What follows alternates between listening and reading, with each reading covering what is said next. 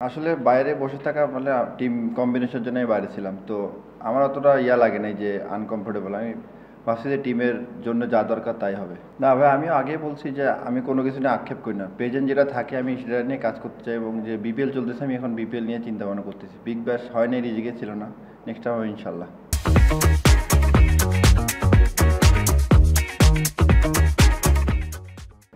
এসব তো এত কিছু চিন্তা করি না, যা চিন্তা করি যে রেগুলার তো প্রিপারেশন থাকে খেলার জন্য।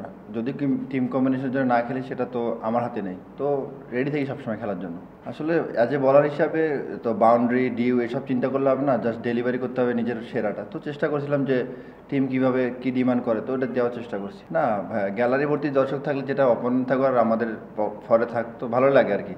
তো এনজয় করছি আর কি। বিপক্ষে থাকলে বেশি ভালো লাগে, যে দুই একটা যদি ব্রেক থ্রু বা উইকেট আসা যায় তাহলে পুরো গ্যালারি একদম চুপ হয়ে থাকে। তো এই দিক থেকে এনজয় করছি আর কি।